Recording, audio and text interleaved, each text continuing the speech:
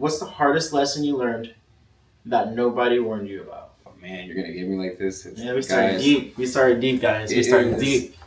It's 6:50 in the morning, guys. This is gonna be controversial. So Dang, it's like that. It's like that. Yeah, like so. You want to know something interesting that I do on my personal socials? I do something called the. I'm asante.hiloshee. I'm Jesus Rodriguez from Watch the Matter with Me, and welcome to the Two Guys. Try it again. Okay, you go first. I'm Jesus Rodriguez from Watch the Matter with Me. I'm asante.hiloshee, and you're watching the Two Guys, One Garage. Oh, we almost did it at the same time. I should have done that. All right. Run it back. Okay. I'm asante.hiloshee. I'm Jesus Rodriguez from Watch the Matter with Me, and welcome to the Two Guys Garage. Two Guys, One Garage. Start over. So I'm gonna say I'm Jesus Rodriguez from Watch the Matter with Me. You're gonna say I'm Asante from Hiloshee, and then we're gonna say, well, once we say welcome, there's gonna be the that's what we're gonna be the same. We're gonna say welcome to Garage. Yeah. So if you fall behind, you know what we're gonna say. Welcome to Two Guys Garage from the podcast. Ready? What's up, everybody? I'm Jesus Rodriguez from Watch the Matter with Me. I'm Asante from Hiloshee, and welcome to the Two Guys, One Garage. That's good. Why? I didn't say it right. Oh. I'm Asante from Hiloshee. I'm Jesus Rodriguez from Watch the Matter with Me. And welcome to Two Guys, One Garage. There. It took 2 times. Welcome to the Two Guys, One Garage podcast. It is our first time filming today. Let's go.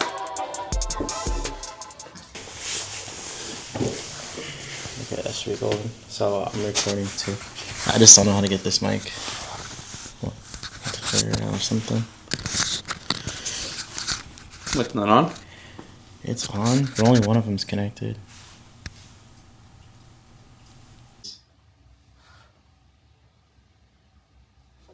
No, don't tell me that. Okay, I don't think either of them connected. We'll just have to send it for now. Alright. Okay. Alright, we'll just send it for now. Alright.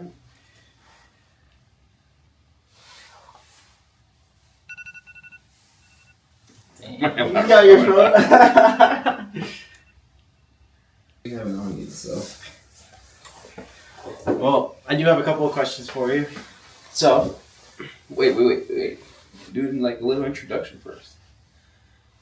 That we already did, no? I mean, yeah, like I said, my name is Jesus. I run a small YouTube channel called Watch the Matter with Me, where I do watch content and I do car content and maybe a little bit of travel content. So that's me. I started about a month ago, and I got about 88 subscribers, which I'm super proud about.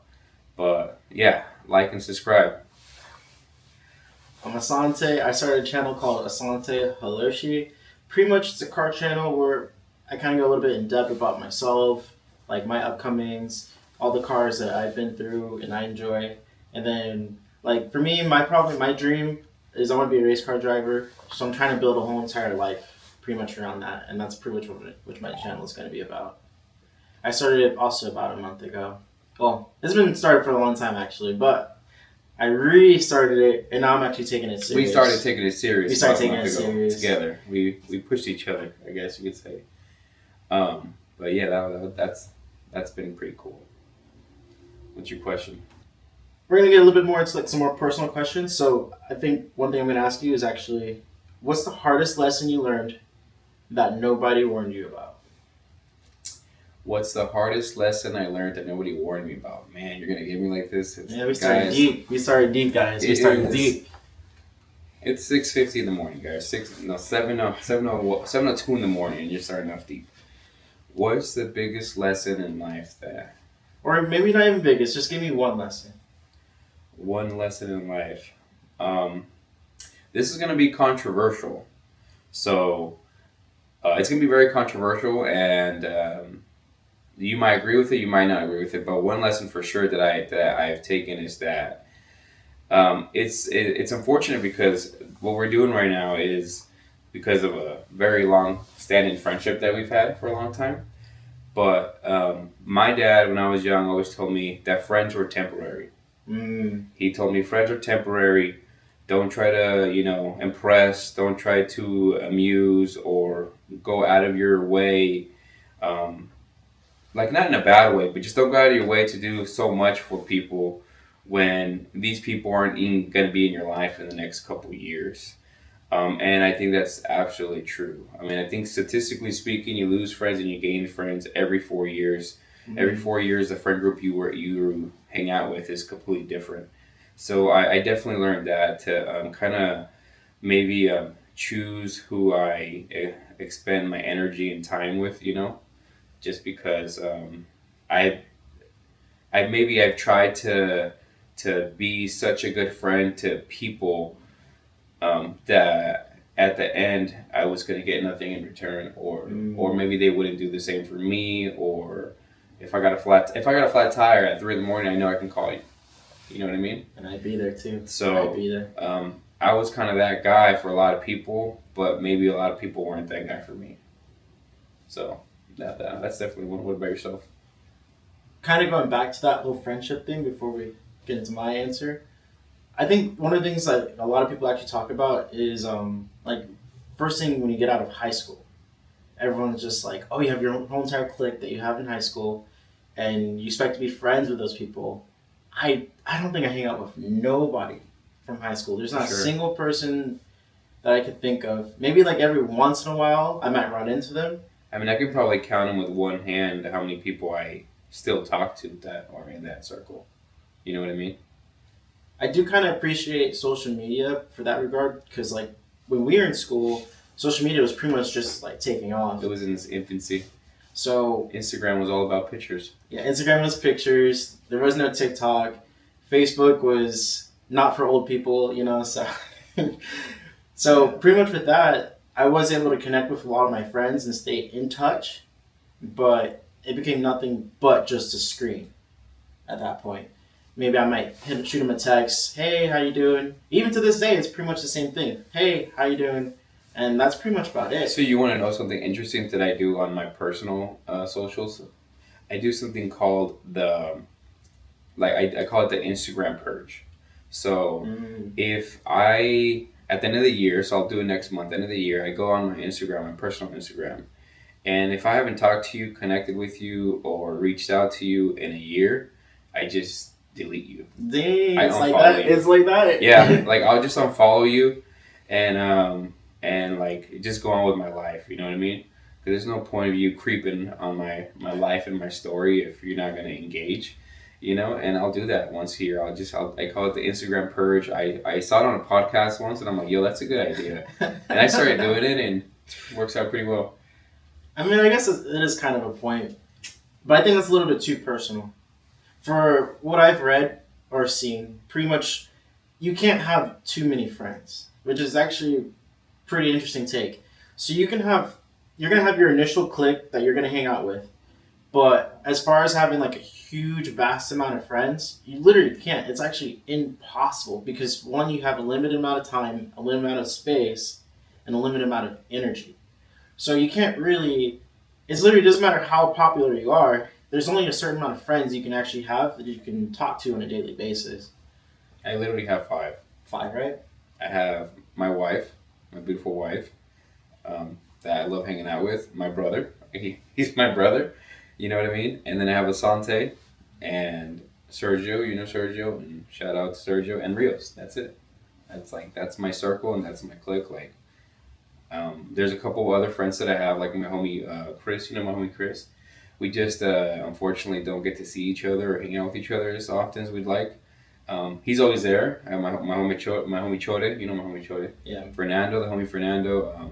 He's Yeah. one of those individuals that uh, he's just a great guy. He's one of those people that I won't talk to in a couple of months or a year, and the minute I see him, the minute I talk to him, it's like I talked to him yesterday, which is a very healthy, organic relationship. I think. Shout out to you, Fernando. Chode, if you're watching, we love you, bro. We definitely love you for sure. And he's authentic. I mean, he's authentic as it gets. You know what I mean? Like he'll just tell you like what he thinks, or like whatever comes to his head, he'll just say it, and it's hilarious. Pretty much, we used to work at the dealership. Actually, we still kind of work at the dealership. At least he does. But we used to work for Chevy, and like a lot of our clique, a lot of the people that I met are through Chevy or going through college because I went to CSN over there. Shout So out College of Southern Nevada. Go Coyotes. I've never seen them play. I'm not gonna lie. But yeah, it's we're a product of the car dealerships, I guess you could say. Um, we started. He went to the same college I went. Funny story. So I used to have a Nissan 240SX that was named Linda. That was It pretty was beautiful. named Linda. Yeah, my Linda. 240 name was named Linda, and it was beautiful. And prior to me getting this 240, I always saw a 240 in the parking lot, and it was his 240. And I'm like, man, I'm gonna get a 240 one day. I'm gonna get a 240 one day, and I got a 240 one day. And then he in the parking lot. I saw his car and I was like, damn, that thing is clean, bro. His car was so clean. Like, it had paint, it had this, it had that. And, like, I aspired to have a car like that. And it was pretty funny. We ended up meeting each other much, much later in life. But we always admired each other. Like I admired his 240, he admired my 240, and it was like a love from a distance. You know what I mean? And then we just kind of fell into the same workplace, and we met each other. One of the things I kind of think about all the time, so we're in Vegas, and Vegas is big, but in a way it's really small. Like, Sure. you kind of run into people all the time, and you don't even realize it. Go ahead. Keep going. And I don't know, I just kind of accept the fact that you're not going to see everybody all the time. They're not going to be in your life all the time. And I kind of appreciate, maybe I may not spend a lot of time with you. Maybe I only have, maybe even like 5 minutes with you. That might be the only impact that you have on my life, but I appreciate it, I accept it. And then that's why every time I try to meet somebody, I try to make an impact in their life. Because I may only have 5 minutes of your time. That's true. I mean, that's like the Elon Musk approach. You know what I mean? Elon Musk approach. Yeah. Like, dude, like, does 5-minute meetings for every company he runs. You know, 5 minute meetings. if you got 5-minute meetings, there's no BS. There's no beating around the bush. It's like you're gonna get to business and that's it. You know. I heard with Elon, he doesn't play around.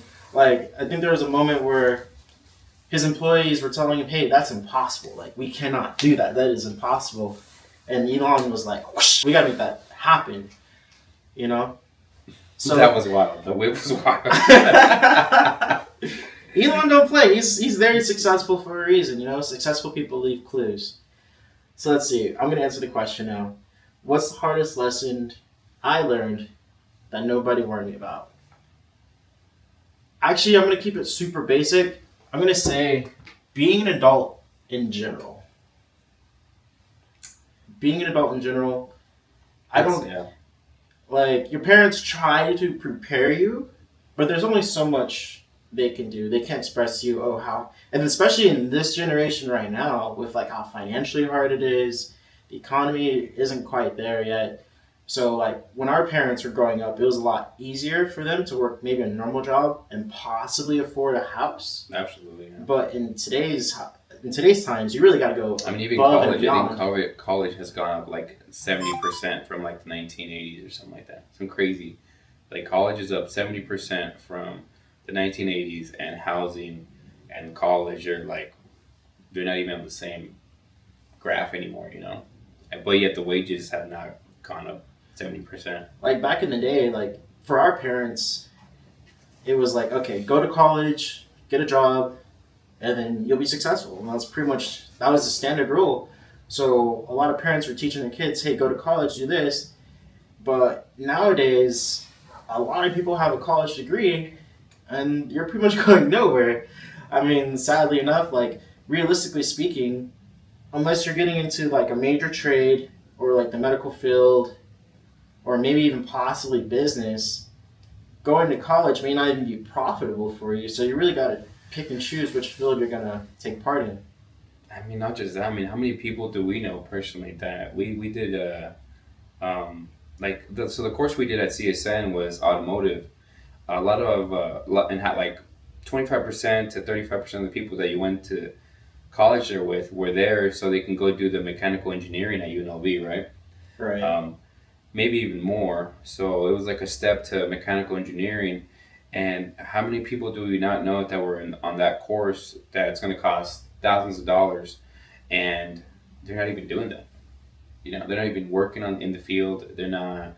It's crazy. You know what I mean? Yeah. Because I had friends that were like going at night to the automotive program at CSN, and during the day they were doing like engineering stuff at UNLV, and that's like thousands of dollars you're spending. And um, I hope that they're all blessed and doing well, but some of them are not even in the field. You know, I got lucky because I got a scholarship and to stay in state, and a lot of my tuition was paid for, luckily. But some people were paying out of pocket, and they're not even doing that. Yeah, I went to school for automotive. That was pretty much my main field. I wanted to switch up and actually go for mechanical engineering as well. Like my dream job, probably if we're gonna call it an actual job, my dream job would actually be to be a mechanical engineer. Yeah, that was you. You wanted to do that too, Yeah, right? I want to be an automotive engineer. I want to build cars from the ground up. I still want to do that. So I kind of have like two passions. It's either racing cars or designing and creating. I really kind of geek out into the engineering aspect of the car. Like that's probably peak interest for me. Mine was, yeah, it was automotive science technology, and then minored in science. I love science, so astronomy, and everything that was science I liked. So, but Yeah, I'm a huge physics nerd. I love physics. Like I love being able to pretty much be able to predict and plan the world. Like if you can try and figure out, okay, if I kick this ball, how far is it gonna go? What angle is I'll it tell gonna you go? what though, I know you're like that, but I think that's also one of the reasons why you're an overthinker, because you're trying too hard to figure it out. I mean, you just got to do it. I think that probably is my biggest problem. Like I like to over. They say that's kind of a problem with smart people. You know, you overthink every single thing and then you get nothing done. Like that's probably the biggest issue with being smart.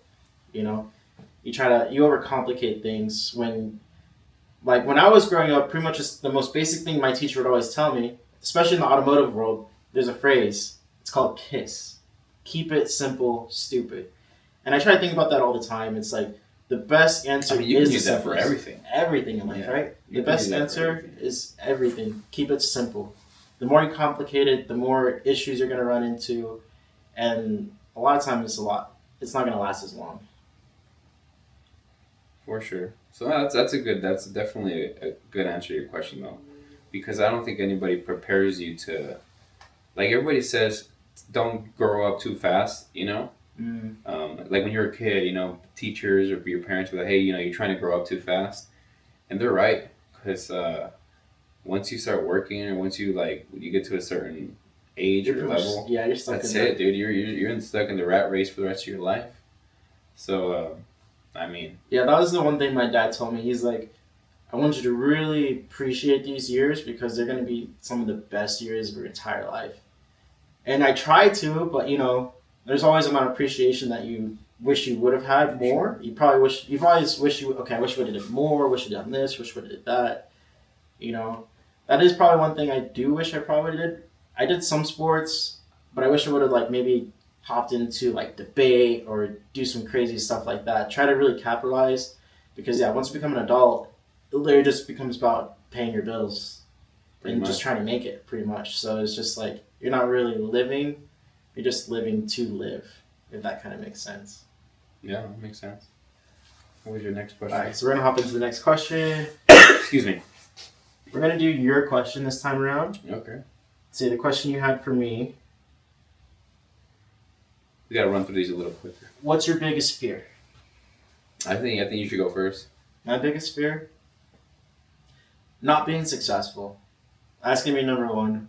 Like for me, it's just not being successful. Like that's the only thing I think about every single day. Like how can I make it? How can I make it? How can I put in enough energy? How can kind of go back into that over analyzing thing? Like I study as much as possible. I try to learn as much as possible. I try to be the best that I can be, the best version of myself as much as possible.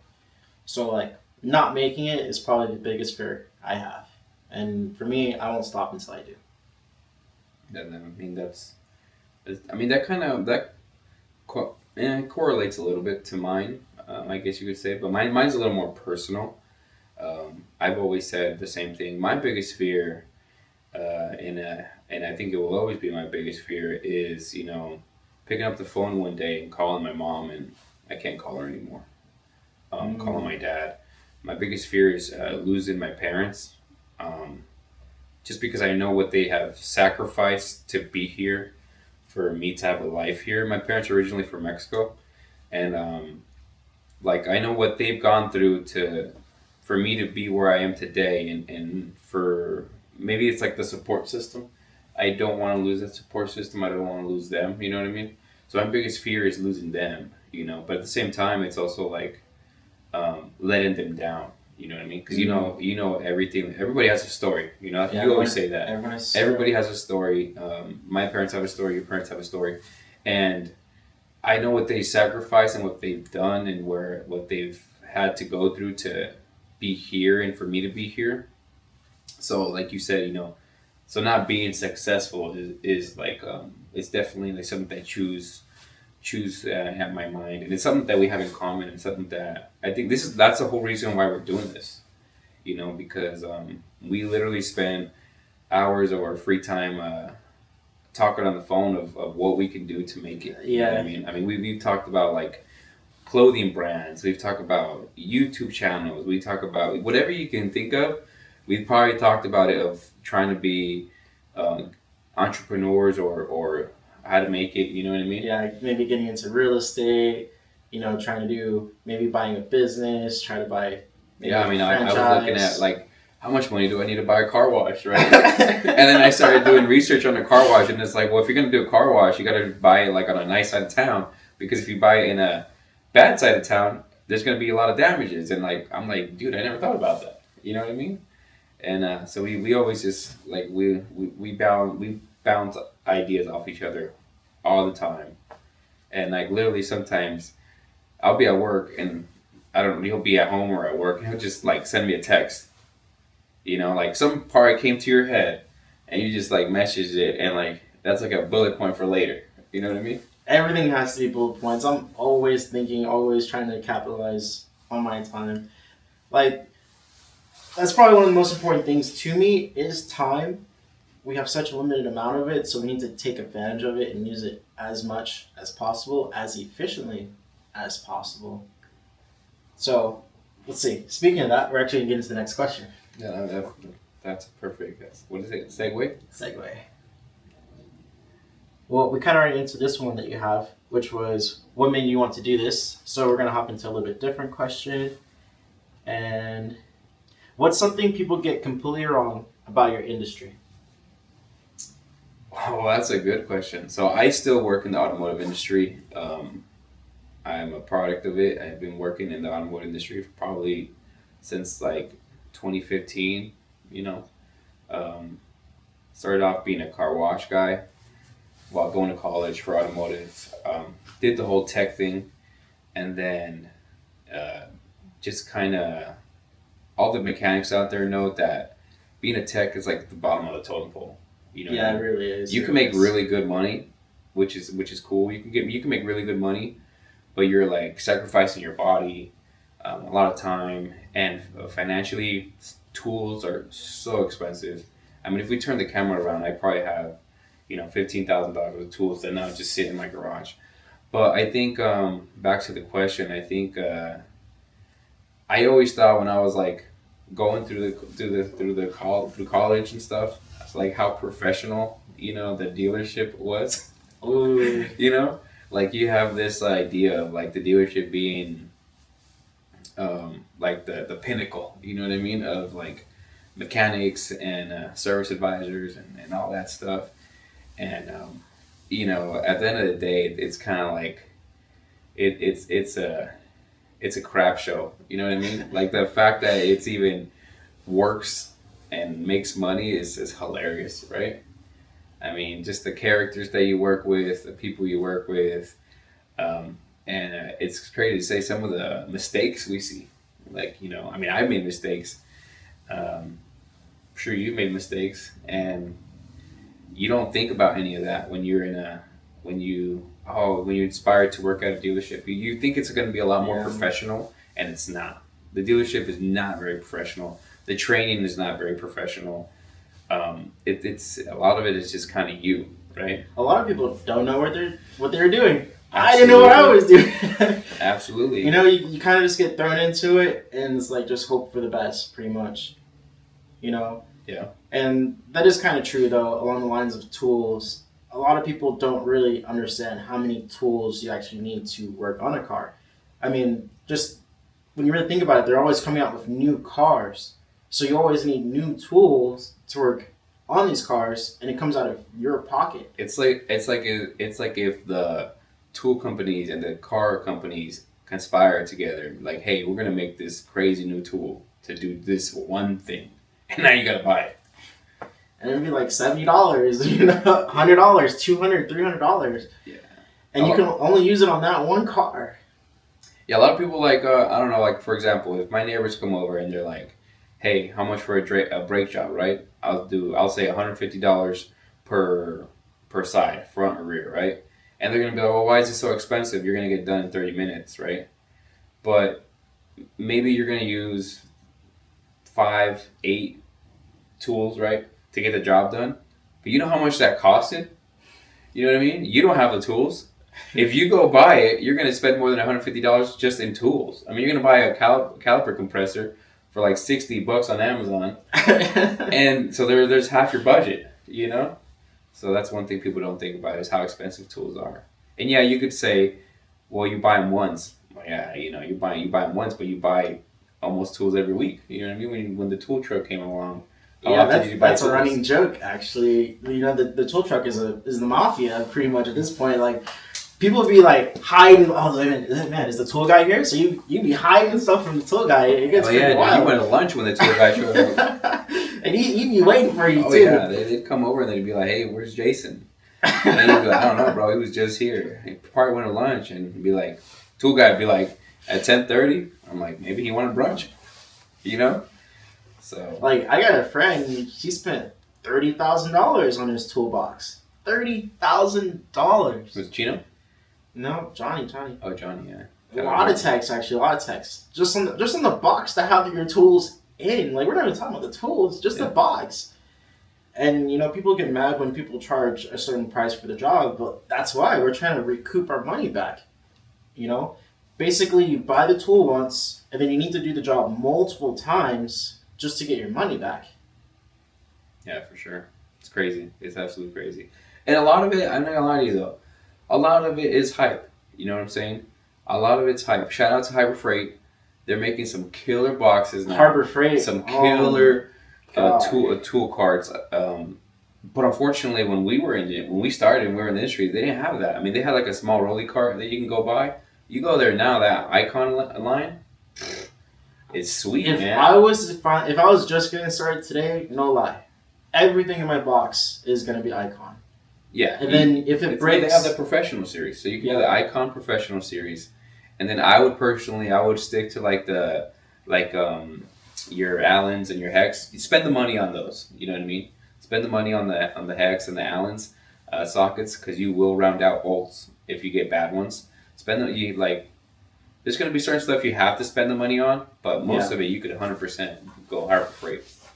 Yeah, basically when we were getting started, Harbor Freight, they're kind of producing quality tools that would kind of get you by, but the actual Icon stuff that they dropped, I'd even get you by, bro. I remember I got so many pinched by pliers. You know when you pinch the plier and the plier just pinches your skin? Oh man. Yeah, so I bought a nice set of pliers after that. Who'd you get? Did you go with Mac? Mac, yeah. Yeah, Mac. Mac had the best. Shout out to Mac. Did you get was it the deal, yeah. The 10 plier deal for like $100? Shout out to Mac. I feel like Mac doesn't get the love they deserve, but it's also Mac's fault because your dealers are crap. Your Mac dealers are always upset. They're always mad. And they're always looking for money. You know what I mean? Have a better attitude. No one buys from them. That's Dude, Mac is awesome. I have so many Mac tools, and they're great. And they have good deals, and they have the warranty. Buy Mac. Mac is good. It might be a marketing issue. It also might be an old school people thing, because didn't you notice like how old school guys would use Mac? So it might be like a geographic mechanic thing because you have like your groups of just Snap-on guys, which I noticed were like the West Coast guys. You know what I mean? West Coast And guys. then you have like the Mac guys and then the Matco guys. But Cornrow is great too. Oh yeah, that's another stuff Cornrow. on Shout out to brand. Cornrow. Cornrow makes great product, great warranty, and for a really really good price. But Snap-on used to be what mostly American made. Now they're starting to branch off a little bit. Well, their stuff says American made. Well, it like their advertisement, I believe, is like American American stamped made. steel, but it's made in China. So Mm. it's like American stamped steel, but it's made in China. Okay, then just buy Harbor Freight, right? I mean, come on. Yeah. So if I was to redo it, I'm going with the Icon brand. Everything's gonna be Icon, and then if I need that extra bit of quality, or say I need the support of the tool truck because I know this Breaks tool is going to often. break all the time, then yeah, I'm going to go with Snap-on. And you'll learn. You'll learn as you're working, as you're in the industry, even as you talk to other mechanics. You'll learn which tools you really have to spend the money on, and which you don't. You know what I mean? So Was there a point where you almost quit regarding what? your job? Uh, I mean, I don't think there was a point where I almost quit, but There's a point you always wanted to leave, though, right? absolutely. So for me, this is embarrassing. I'm going to call out a company that I absolutely hate, and it's AutoNation. AutoNation is well, I don't know now because I left there 5 years ago. But AutoNation was pretty terrible to work for. Um, I'm not gonna lie, the managers there made it a little more bearable, made it good, and that's usually how it is, right? The people you work with is what make it What worth makes you going stay, every right? day. What makes you stay. Shout out to Antonio Morales or Antonio Loves Wings. He was my service Yeah, manager. Antonio. He was a great service manager. Shout out to Adam Beaker. He was also a service manager of mine. And Adam Beaker also, I mean, I saw that man practically break down. So this was a 2021 peak COVID. Mm. So 2021 peak COVID. I was already thinking of leaving the automotive, not the automotive industry, but the mechanical, like being a mechanic industry. And I was already thinking about that, and then COVID hits. So at the time, I worked for AutoNation Buick and GMC. So a lot of people that don't know, it's like the running joke is that all your customers are old people or drug dealers. You know what I mean? That's the running joke. All our customers are old people or drug dealers, but that's besides the point. So when COVID hit, maybe more than 60% of our audience, of our people, of our customers were just gone because they were staying inside, which was old people who drive Buicks, thankfully, because otherwise we wouldn't have a job. But AutoNation changed our pay structure 5 different times. My wife was pregnant at the time. We weren't making any money. So if you guys don't know, mechanics are what you call flat rate. So if an oil change pays you 3/10, you have to do 4 oil changes to make an hour 1.2. So if your flat rate time is $15 an hour, you have to do 4 oil changes to get a little bit more than $15. That's how it works. So all the mechanics are flat rate. We're not making any money, and we want to go home. They don't let us That go sounds home. like a lot of time. Yeah. A lot of time. What, you said, 4 cars just to make an hour? Yeah. So And an oil change pays 3/10. the problem is racking up the car takes a lot of the time. Just trying to rack up the car.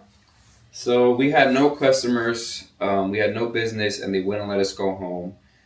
They wouldn't let us go home because, they said if you go home, you're going to get fired. You're going to get right up 3 times you go, you're fired. But they changed our pay structure 3 different times. They made us sign. Paperwork saying, that they were going to do this for us to compensate the pay, blah blah blah blah blah. Every single time the pay period came along, they would like the day before getting paid, they changed it. They just completely changed it. And like I said, I had a pregnant wife that was not working at the time or had stopped working already, and just talking to her and telling her like, hey, they're gonna take care of us. Wait, they're not gonna take care of us. They're gonna take care of us. They're not going to take care of us. And they never did. They never took care of us. They took the millions of dollars from the government from the stimulus package, and then they retracted. They took it away because I think the government found out what they were doing. But that point right there kind of made me like, I just gotta leave. You know what I mean? Like I gotta go do something else. I gotta figure something out. Um, and maybe it's not a automotive problem thing. Maybe it was an Mm, automation problem thing. But it definitely kind of like just it put this most sour taste in my mouth of working in that environment that I looked for a job. I started looking for a job after that. Even after that, it was hard to find a job. It took me 2 years to get out of there to go into parts because COVID was going on. You know, a lot of yeah. people were not working. Things were slow. That was kind of it for me. COVID was a really weird moment. That was like one of those moments where like it was you'd make more money staying at home than Yeah, actually going to work, which is crazy. And then when you actually go to work, there's make less no money. people at work, so you have to work even harder. Hmm. So yeah, COVID was some really messed up times. See, the one time I've ever actually wanted to quit actually was working on cars, and actually did stop working on cars. Pretty much, it was one of those things like I enjoy working on cars, but the moment you start tying money to it and making it an everyday thing, I started to literally hate it. I Like, mean, you would hate like I personally, I would hate working there all day and then coming home and working on my Civic or on my Z. It's just like it drains you. You lose your motivation. You know what I mean? yeah. I mean, there's kind of two trains of thought here. One train of thought is do what you love and you'll never work a day in your life. And then the other train of thought is if you do what you love, you'll start to hate it. Mm. So it's kind of, I don't know, it might be a thin line of where you kind of stand, or I kind of think about this all the time. Maybe I never actually loved working on cars in the first place. I totally feel that. I feel like as like a young teen, I grew up watching Initial D. I know you Initial grew D, up oh watching nice. Initial D. Shout out to Initial I think D. they might be coming out with some another season Yeah, I actually. heard. I heard one of the creators passed away though. One of their Um, OGs, but I could be wrong. But anyways, and so watching Initial D, you fantasize of the idea of working on cars. You know what I mean? Of modifying your cars and like making it fast and doing this and that. And the thing is that fantasy is a fantasy because it's nothing like that working on vehicles. I mean, maybe I could see working like at a small mom and pop shop that maybe your family owns or a family friend owns. That might be cool, yeah, like and you might performance enjoy it. cars and stuff like that. Yeah. But it's like it's a fantasy and it's nothing like what you thought. I mean, think about it. When you were doing the automotive industry, the automotive program at college, was it anything that you expected? Nothing, No, nothing. I said the professionalism. There is no professionalism. You know what I mean? I thought I was gonna come out there like, oh man, I could do everything. I could build engines. I could do this, do that. No lie, I came out kind of knowing nothing. I mean, I knew like the basics, like the ground up of this is a car, this is a The tire. only thing the automotive program I would say did is when you're working on things, the science part of it. When you're working on stuff, you remember like, oh, I read this in a book, so you know the theory of how it works, and that sometimes helps like doing diagnosis or certain things like that.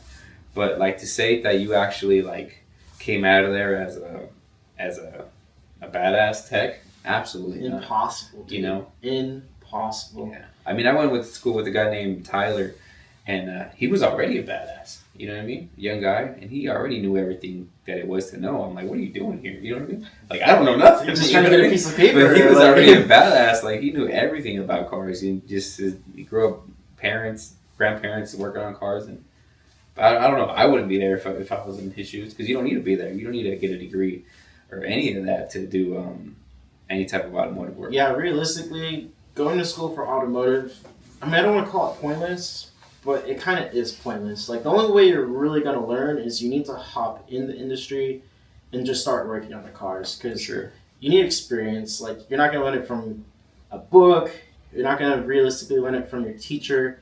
You have to hop straight into the industry, get the bloody knuckles, cry the tears, buy the tools, go through the pain. You learn the theory, which is at some point good, but You're gonna mess up on people's cars. I think It is what it is. the only class I really like took a lot with HVAC. HVAC was a good class. HVAC. You know, you learn how to use the machine. You learn about the pressures and stuff like that. HVAC was good. I think that was one you take away. I do wish I would have learned a lot more about transmissions, I wish I would have paid more attention in electrical. electrical 1 and 2. Um, but I mean, it is what it is now. You know. Yeah, electrical was one of those things. It didn't really click. Like it has to click. Like until it clicks, like literally a click, you're not gonna get it. But little word of advice: if you get good at it, you can make a lot of money, and you're not gonna get dirty. I mean, we know guys that make over 100 grand a year, who don't get a fingernail dirty, but they do electrical all day. All they do is electrical, and it's like good for you, bro, because nobody wants to do electrical. You know what I mean? And that's the funny part. It's like either you know it or you don't, and it kind of comes back down to like either it clicks for you or it doesn't. And like you'll know like things here and there, but until you understand the actual, it really is science. Yeah. You have to understand the actual science. It's funny because a lot of the people that that are good at electrical they all have similar traits. Like they're really smart, and they're into science. They're just different types of mechanics. They're not the typical mechanic. They're different types. They're pretty smart, and they think a different way, probably, right? Yeah, I mean, I'm we know one. I think differently. we know them, but yeah, that's the next question. Okay, here we go. If you could give only one piece of advice to your younger self, what would it be? If I could give one piece of advice to my younger self, what would it be? Oh man, that's such a tough question. Or a couple, because there's a lot. That's such a tough question because going back to like the automotive thing, I would almost tell myself not to do that, not just go to school for automotive and do like, do what's it called, business. But I don't know about that, to be honest, because I feel like business is also one of those things where it's like, yeah, you can go to school for it, but you're really not gonna understand actually how to make a business, run a business, until you actually get experience. yeah, but I think it's more for like accounting and like. But I see that more as a job. Maybe. You know? I would probably. You know what? I would tell myself, pay attention to crypto. Crypto. Yeah. Pay attention to crypto. Buy what's it called? Buy some Dogecoin. Dogecoin? Before the whales sell out. Buy what's it called? What's the other one? Bitcoin. Bitcoin. Buy Yeah. Bitcoin. Buy a little bit of Ethereum when it was cheap. That's probably something I definitely tell myself too. Like, get into investing as soon as and as early as possible, even if it's $1 a week. It does not matter. It's funny because they don't teach you this. Like me and him, we went through a phase of like setting up Roth IRAs, of reading books. Right? We read what was the one I told you about? Live Your Rich Life. Was that it? Yeah, something like that. How to Live Your Rich Life. I think that was one of them. Your Next 5 Moves. Like we read some books about like business and managing money and stuff like that. And it's like we were doing this at the same time. We're doing it together and trying to figure it out. And like the one question is like, why don't they teach you this? And like I said, my family are immigrants. My parents don't really know much about investing. They don't really know much about the stock market. They probably don't even know it's there, to be honest. So like I can't blame them for that. You know what I mean? Yeah, you can only teach what you know. But now that what I know, and I have all my books. You have your books, and I'm excited to show my child and my children that, and show them, make them read or show them how to invest and how to do that because we were never taught that, especially in school. So for me, I would tell myself definitely read a lot more self-improvement books. Like I Will Teach You to Be Rich is a really, really good book. That's a good book. Like I think, honestly, everybody should read that book. It's a perfect foundation. Like when people think of like finance books, they kind of think, oh, it's just a bunch of numbers and it's kind of boring. No, that's a fun book. It's a fun book and it's real, right? Like real life examples, realistic. And it's funny because people who make a lot of money might not agree with the book, but the book is not targeted for that audience. It's targeted for your everyday guy or girl, average Joe. And if you are an average Joe, which most of us are, Yeah. that book is totally relatable. You know. I think the best part about that book is it kind of highlights, kind of what you're saying, like what everybody in general should be doing. Like as a ground up basis, like some of the theories he has is, that $1 a week thing I was kind of talking about. Mm-hmm. Basically, what you want to do is you want to set up an. Well, have you heard of the 5,000 bucket? Mm-hmm. Like I forgot what it was. I'm sorry. Or it's like 100. It's like one. You write 1 to 100, and you put it in a bucket. And every day, I think it's every day, you pull out a number. And if it's like $2, you save that. At the end of the bucket, you have like a certain amount of money. That's interesting. That's an interesting take. Yeah, it's really cool. That'd be pretty fun. His take, though, it's a bit more like you set up an automatic savings plan, Mm-hmm. and you treat it basically like it's a bill coming out of your account. It's not negotiable. So, say you set up $10 a week, and you put it into this separate account. Every single week, $10 is going to go into this account religiously. And basically, you kind of set it up to where it's in relation to how much income you have. So, say you're making like $2,000 a week or whatever it is, $1,000, $800. Maybe do 10%, 20%, and every single week you set that up so it automatically pays into that account, and you treat it like it's a bill, non-negotiable, and you try to up it, and basically it kind of becomes like this snowball effect. Yeah, I mean, he also talks about how your savings account is your savings account. I mean, how many of us don't dig into our savings account every day? You know what I mean? Or not every day, but like when you're running a little low on funds. It's just a good book. I definitely, that's probably one of, you know what, I'm going to change my answer. My answer would probably be to read more, Read more? Absolutely read more because, I don't know, maybe in the last 2-3 years when we kind of like, we were our own book club. Like, I bought a book and I would tell him about it. He would have one and he would tell me about it. And we would just kind of go back and forth, and it was all self-improvement, business related, all that stuff. You know what I mean? There's so many books. There's so many books, so many good theories out there. So many ways to like improve yourself, like in whether it's like through love or finance or business. All right, so we're gonna get into the next question. I think it's going to be our last question. Last question. Yeah. Okay. These are some good questions. What's one belief you used to have that you outgrew? Might think about that one a little bit. Mm. You might have to take the wheel for this because I got to think about it. Say it again. I gotta think about it too. Say it again. What was it? Okay. What's one belief you used to have that you outgrew? What's one belief that I used to have that I outgrew? I don't know. I might need a little bit of time to actually think about an answer for that one. I think I might have one answer to that, kind of. Maybe not. But it's more like, so I guess okay, so for example, let's say I'm 20 again, right? And I see a young person that's successful. Sometimes you're quick to judge and you say, oh man, that must be nice to come from a family with money. You know what I mean? Or it must be nice to have that nice car. Because I've always had some buckets of cars, I've never had a really, really nice car, but whatever. So sometimes you kind of judge, and I mean, we go like car community, the car community. You see the guy with the super nice Evo, you know what I mean, that does 10 seconds or whatever, and you're just like, oh, I wish my mom had money, or wish this and that. But I think one thing is that the older you get, the wiser you get, is that like, yeah, that might be true for some people, but it's also like, damn, I wonder how much work that guy's putting in. You know what I mean?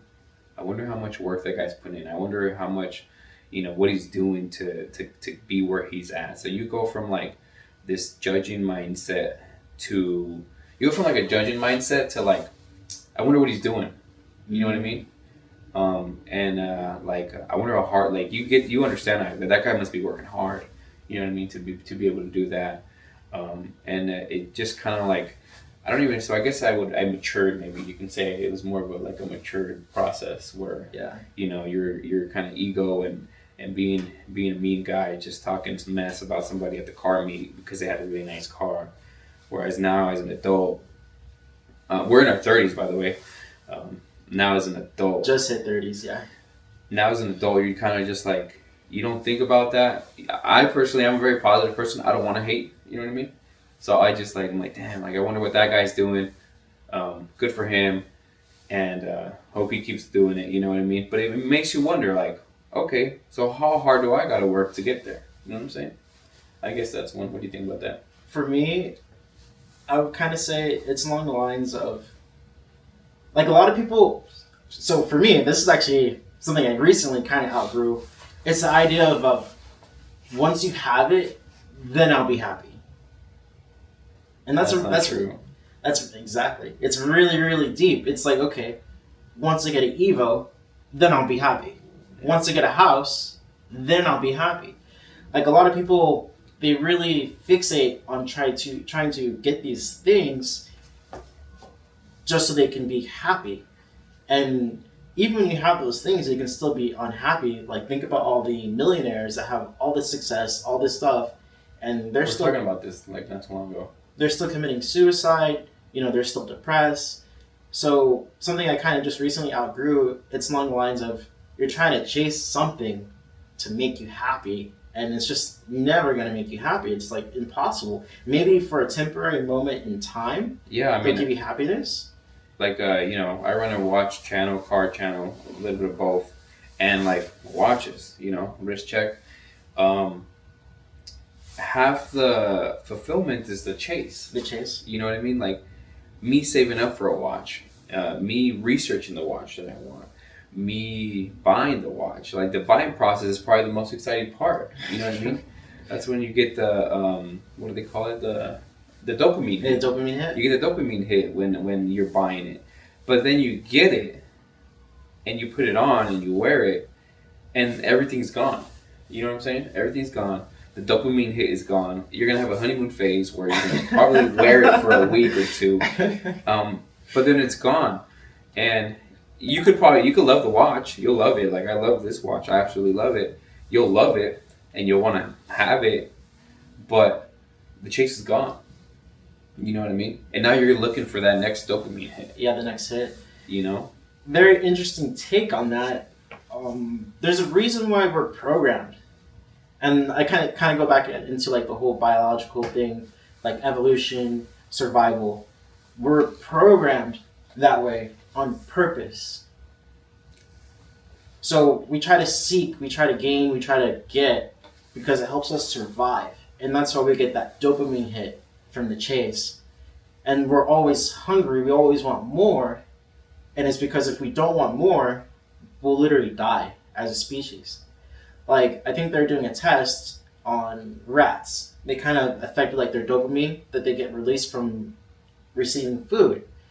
And basically, when they took away that dopamine hit, the rats literally died from not eating. Because they weren't getting those endorphins from wanting to eat food, which happens after you eat food. So we're actually programmed on purpose to always want, always desire. That way we survive as a species. That's pretty cool. I didn't know that. So, that's some fire advice. Always the rats. Shout out to the rats. In Japan they have a statue of like a mice, honoring mice because of their sacrifice of shit. Really? Yeah, in Japan they have a That's scary, I'm not gonna lie. That's scary. Mice. Yeah, for sure. I mean, it's all about the chase. The chase is always more fun than the material. You know what I mean? And some people, it takes a long time for some people to actually. I mean, it took me till today, basically. I literally learned about that. I was watching some other podcasts. I think it was like The Diary of a CEO. I watched a lot of his podcasts. They're really good. And that was like one of the things that they were talking about.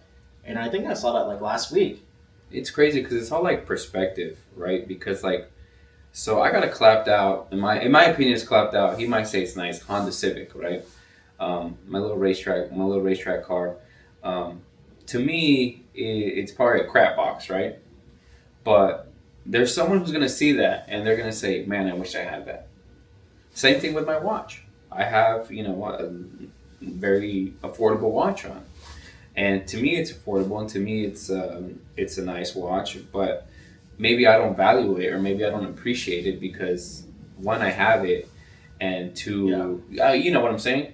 So it's like you gotta appreciate what you have, and like appreciate, honor, and love what you have, because there's always somebody behind you who doesn't have that, who doesn't, um, who wishes they had that, who wishes what you had. I mean, there's a saying that I live by: "Your worst day, is someone's best day." You know what I'm saying? Mm. And I think about that every day. Like when I wake up and my leg hurts, or Yeah, whatever it is. Some people who can't walk. I got hit the other day at softball, and I had a giant bruise on my foot, and it was hard to walk. And I just wake up and I tell myself, my worst day, is someone's best day. So just keep going. You gotta keep going and figure it out and power through it and be grateful. You know what I mean? Be grateful, and that's gonna make you happier. That's gonna make you happier for sure. Being grateful and just being aware of your surroundings and what you have. I mean, we're in my garage right now. I say, man, I wish I got a 3-car garage. I wish I got a 3-car garage. Asante, when you buy a house, make sure it's a 3-car garage. I am gonna make sure it's a 3-car garage, by the way. But there's a guy down the road who has a 1-car garage who wishes he had a 2-car garage. You know what I mean? So you just gotta be grateful and be aware of your surroundings and appreciate it. You know? What do you think? Always. All right, so I think I do have something to wrap this up. Where can people find you, and what should they check out next? So you can find me, myself, my name is Jesus Rodriguez. You can find me on Instagram at watchthematterwithme. You can find me on Instagram at watchthematterwithme. You can find me on YouTube at watchthematterwithme as well. I have my contact information on there: email, YouTube, Instagram. That's where you can find me. And what's next? More watch content, more car content, and hopefully more podcast content. More podcasts. You know, we're trying to make this an everyday Sunday thing. That's the goal. And we both have lives. I mean, I have my family inside.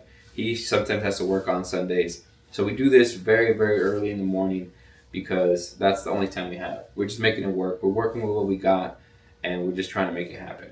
You can find me. I'm also on Instagram, asante.hiloshee, and then also on YouTube, asante.hiloshee as well. I do car content. The latest videos I've pretty much been posting have been about my 240SX. I just finished it. It has a K-swap. Pretty excited to show you guys the build. It was a very long process. Very emotional. It took a lot. It cost me everything, basically, to make it. Like mental health, money, the whole 9 yards. I mean, we've probably cycled through friend groups with this car. We have. Absolutely. I remember telling, I was like, oh man, I can't wait to show these people this car. Now I don't even talk to these people anymore. We've cycled through friends. I mean, we've been friends for, I think, 10 years now, right? So we've cycled through friends with this car. They know about it. And they'll probably see it on the socials. And they're going to be like, oh man, Asante finally did it. Everybody's like, bro, they hit me up. Shout out Jace. Hey, have you finished that car yet? Like, shout out Oscar. No, I haven't finished that car. Like, it's been a lot, but, you know, I've just been kind of putting it off. And I think low-key I've been buying other cars just to kind of, you know, make me feel better about not having the 240 ready. That's terrible. Well, I was going to buy the cars anyways, let's be honest. Okay, don't say that. Let's be honest. But as far as, like, timeline-wise, there's cars I should have finished before I moved on to buying the next car, basically. So I got to say one thing before we wrap this up. So now you guys know where you can find them. I got to say one thing. So we've been only doing YouTube for about a month, right? And we've only been doing YouTube for about a month. And we always talk about how hard it is and how we just need to do it. But I'm going to tell you right now, doing this today with somebody makes it so much easier. The pressure's a lot. Like, it makes it so much easier. It feels organic. It feels comfortable. You know what I mean? So, with that said, if you want to do YouTube yourself, do podcast yourself, you know, find somebody who shares the same interest with you. Find somebody who, you know, it maybe not might even be the same interest, you know, because, but as long as they feel passionate about something, like you do, and help each other, it's going to be easier, because this is probably the easiest it's been for me to make a YouTube video. 110%. 110%. And Especially how long have we been going? I think maybe an hour or so. yeah, we're Maybe just 2 about hours? an hour. So yeah, like I said, find somebody that could help you out, that could support you, and that you can support them. And it's gonna make it easier. Like we said, we hope that we can make this a every week thing, or maybe Yeah. a every 2 weeks thing. We don't know. Um, Sometimes I travel, sometimes he works, and but we're gonna try to make it as much as possible. Leave us down some feedback. We're live, so we don't know what the sound quality is. We don't know what the video quality is. Leave some constructive criticism. Also, shoot us some questions. Like, what do you want to know about us? Like, we have a couple cars. We've been through some experiences. We would love to share with you guys. Because you guys ask us questions, we learn from you. Not and just you car guys can questions. also- I mean, like I yeah. said, we worked in the automotive field. He works in food and beverage right now. I do sales. Any question. I mean, any question would be a good question, I guess you could say. Yeah, we can always learn from you guys, and we would love to teach you guys what we know.